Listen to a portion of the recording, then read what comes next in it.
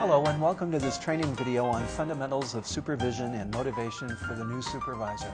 I'm Mark Brennan and I'm Project Director for Continuing Education Television at the Missouri Institute of Mental Health in St. Louis, Missouri.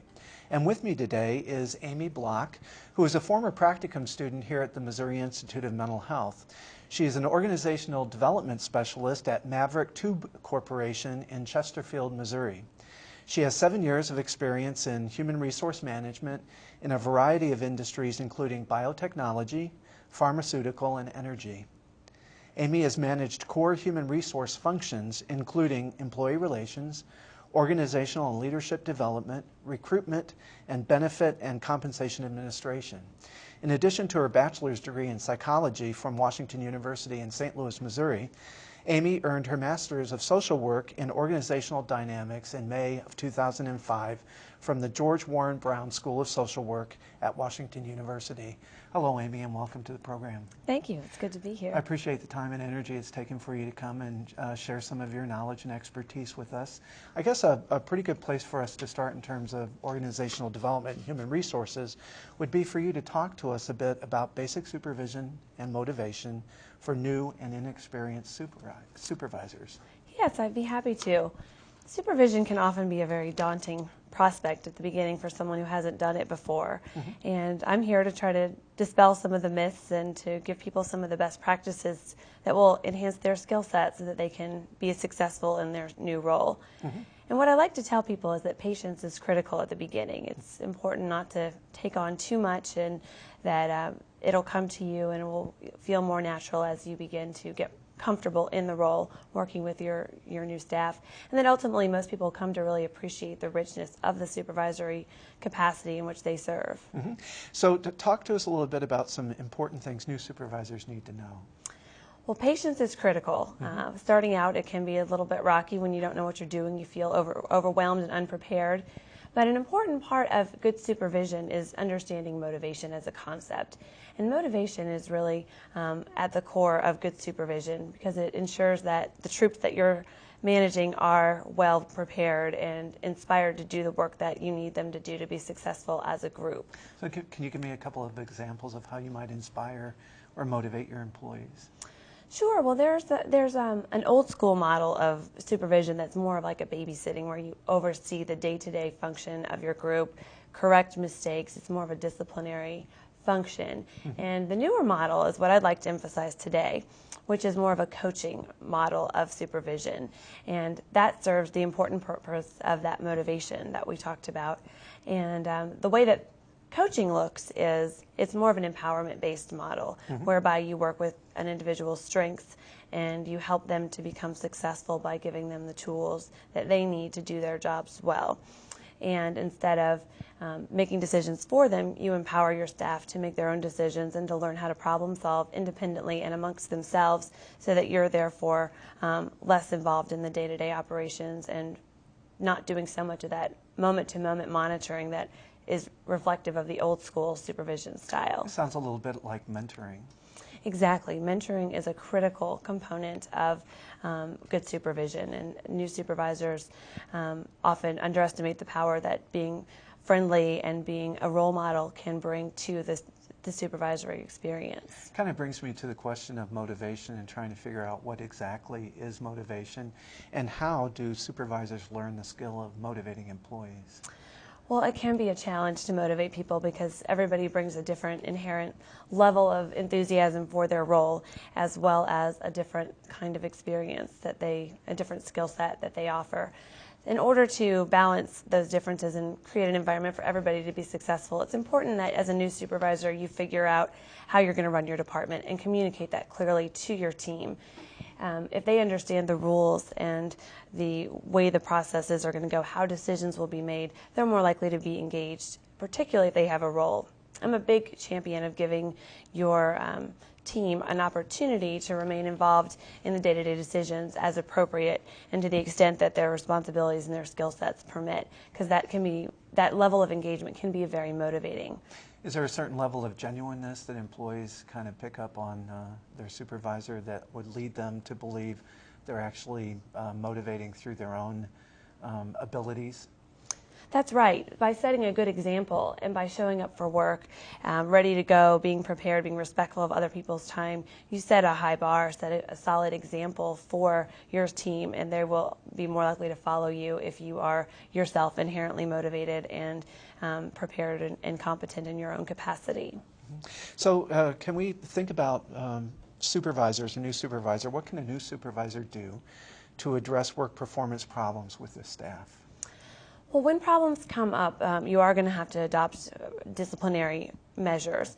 The way I like to frame this is that you'll want to get off on the right foot by setting what I call SMART goals. SMART is an acronym, as you can see from the slide, that represents specific, measurable, attainable, realistic, and timely goals.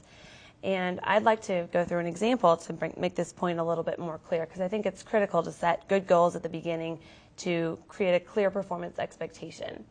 For example, instead of saying to capably and consistently use best practices in behavior therapy with clients, we're going to do what's called SMART it, and we're going to rewrite it to the following, as you see on the slide. Review on a monthly basis professional journals and published literature on behavior therapy in order to remain current on best practices in behavior therapy.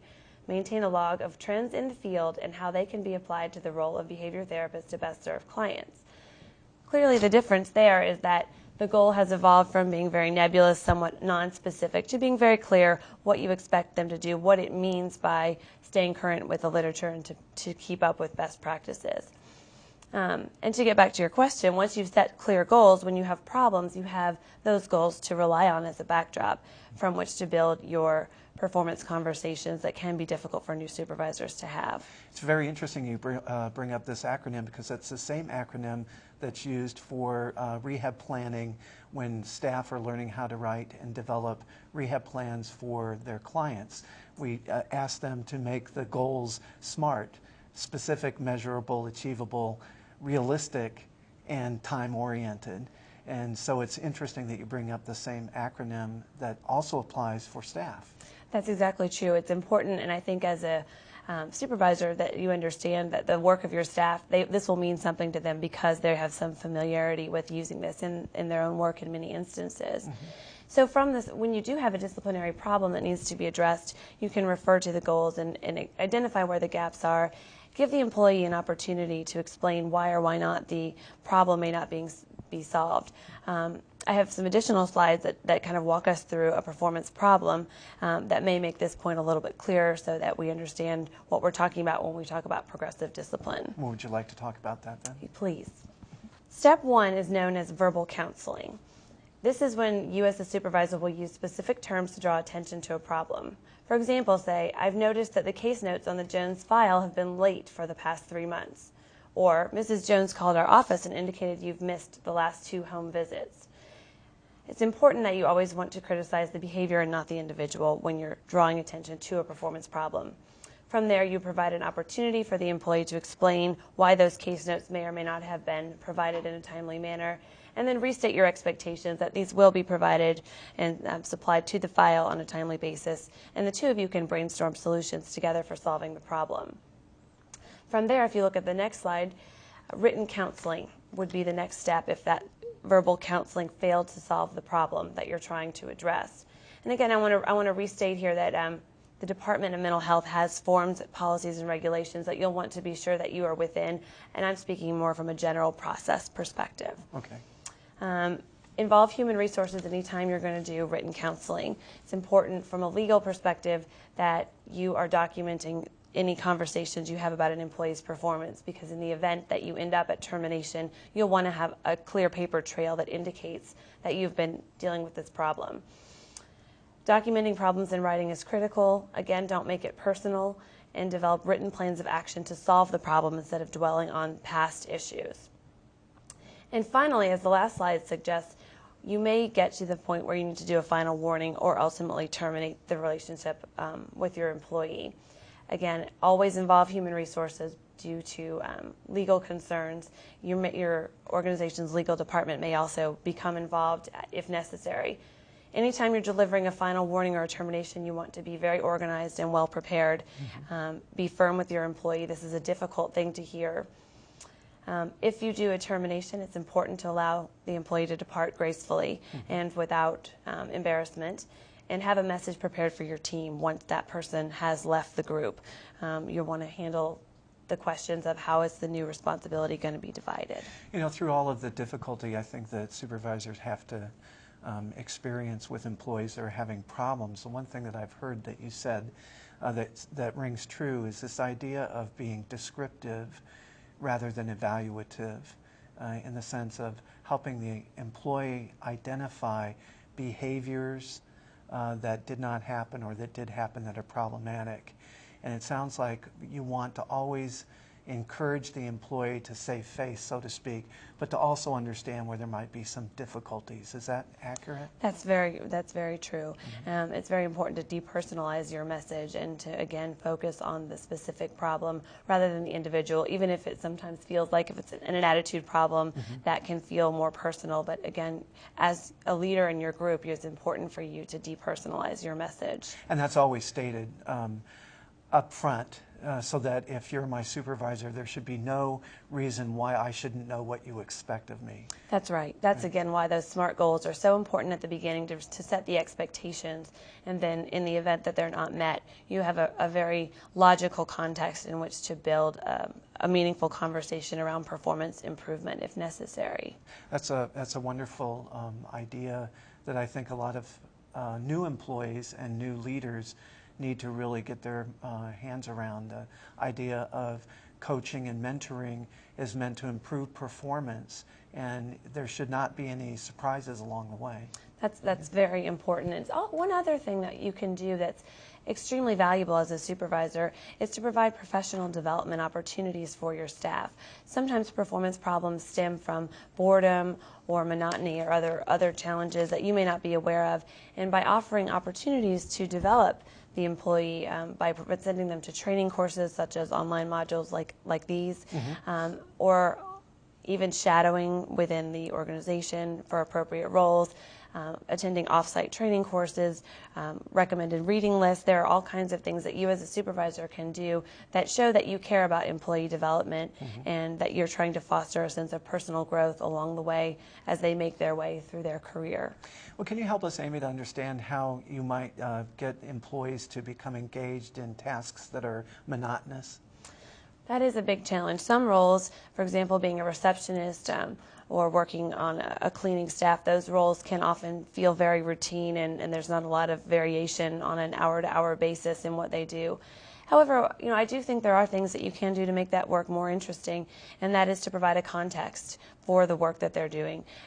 Understanding that there are regulations that the Department of Mental Health has to comply with, that are from a sanitation point of view, from a process point of view, and that they play an important role in making that happen, so that ultimately everybody in the organization is able to do the good work that they've been brought in to do. I also think people like to feel in the know. So anytime you can have a staff meeting or impart information on policy changes, group meetings, anything that makes people feel somehow more invested in their department and their work is going to benefit everybody in the long run by breaking up that monotony and giving them a sense of opportunities for them to build skills even within their own what may feel like a relatively narrow area, but that's actually critical to the operation of the Department of Mental Health. So if I understand what you're saying, for the employee who has job duties are very monotonous, one thing that you want to do is try to get them engaged, understanding the bigger picture, where their job fits in to the organization. You want to try to help them to understand the job that they're doing and how it relates to maybe policies, procedures, and standards. And it sounds also like you want to try to keep the employee engaged by informing them of meetings and things that are going on in the larger organization. That's right. It creates a sense of community within not only the department, within the larger context of the Department of Mental Health. Well, let's switch gears a little bit now and talk about the new supervisor who perhaps has been promoted up through the ranks, and this supervisor now is supervising what used to be his or her peers. Can you talk to us about that issue? Sure. This is a common situation that comes up in organizations. Sometimes the best person in the group, or the one who has the most potential to be a leader, often gets moved up into a role where they are, as you say, now supervising those who used to be their peers. And it can be a complicated shift to go from being buddies to being the boss. And there are ways that you can handle this. I think it's important to, if you don't already know everybody in the department, to get to know people individually. Don't try to change too much right at once. It's important that you acknowledge the awkwardness of the situation. Sit down with each individual in the group, find out what their goals are, because you may have known them in a very different capacity when you were peers, and now that you're their supervisor, it'll be your responsibility to get to know them as individuals, find out what their goals are, and create ways to meet them, to work with them so they can meet their goals successfully. I think one other thing that's really important is to determine how you're going to run the group. What's going to be different now that you're running the show? Are decisions going to be made in a different way? Are meetings going to be held in a different way or at all? Things may not change. But either way, I think you want to address the situation directly rather than sort of festering in the potential awkwardness. And it's important to be aware that some people may feel somewhat threatened by your new promotion, and to be sensitive to those dynamics within your group. And there are probably times when there's going to be negative feelings about that, regardless of how you present that to the employees. That's right. And I think your responsibility is to be the sort of rise above that to whatever extent that you can, to be understanding, to be receptive to the concerns that people on your team may have about this, and to try to be reassuring that this isn't necessarily a threat to them, but that it's an opportunity for you to work together in a different context. Can you identify some characteristics of good leaders for the audience? Well, there are probably, as everyone knows, about as many descriptions of leaders as there are leaders. So I think everybody has very unique ideas. Some of the things that I think are most important, that really are the hallmarks of good leaders, is the ability to have a vision, to build teams, to build coalitions and cohesive unity. I think good leaders make sense of their experience. They're able to learn from mistakes or hardships or success and figure out how to parlay that into future situations to optimize their performance and that of their team. I think good leaders have a sense of when to be involved and when to get out of the way. That's an important line to figure out where that is. And good leaders are also willing to share the credit. In many cases, they're not looking for a lot of glory. They're often looking to help the people that they report to look good, and also to help those who report to them to grow in their own careers. Now, how can these characteristics be taught to new supervisors or new leaders? Well, some would argue that leaders are born, but I would say that is true. But leaders can also be made through a variety of ways. Leaders can be shaped through observation, through mentoring, as we've talked about, through formal training programs, through mentoring. HR may offer certain training programs that are designed to create leadership skill sets within the organization. There are plenty of internet resources available for people to look around and find out what are the characteristics of leadership, looking at successful models that resonate with them. I think it's critical for people to realize that everybody's unique. Each individual leader is going to have their own style, a unique set of skills and experience that they bring, and they're going to have to find their own way instead of immediately copying somebody else's style with whom they admire. That being said, I think that we can look to our peers who are also supervisors, our mentors, and learn from them by observation. What are they doing that's working? How can I adopt that in my own department in order to be a good leader? Do you suppose that there should be like a track for leadership in the employment, meaning that people who demonstrate certain characteristics should be able to be mentored throughout their career to be a leader?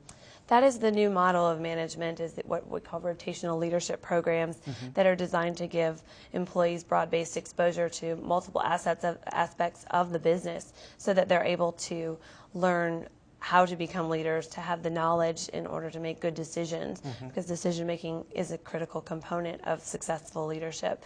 So that idea of molding a leader when they demonstrate potential is very progressive, and I'd like to see more organizations implementing that model.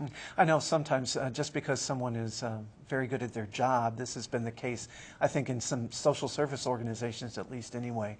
My experience has been that if you're really good at your job, you tend to get promoted up through the ranks, and it doesn't necessarily mean that you'd be good at being a supervisor. So this kind of approach, the new approach of developing leaders within an organization, seems to kind of be an approach that kind of can take care of that situation. That's right, because sometimes the best individual contributors are best left as individual contributors. That may not, the best leaders aren't always the best technical people or the best at their exact role. They just may, you know, it's important to make that distinction between being good at your job and being a good leader, because they are two very different things. So finally, could you just sum up some basic points for us to remember about leadership, new supervision, and mentoring? I'd be glad to. Leadership and supervision are a developmental process. It's not something that you're going to be able to walk into overnight and wake up a leader. It's something that you're going to have to work at. It requires some patience. It requires some effort, some initiative. But in the end, supervision is a very rewarding experience. And it's important for people to remember that they're not alone, that there are resources available from which they can draw in order to become successful, whether that's asking for help when you need it, when you feel overwhelmed, doing your own independent reading. Those are all things that can contribute to one's success in a leadership capacity. Well, thank you, Amy, for coming in and talking with us about this, what I think is a very important topic, supervision and mentoring.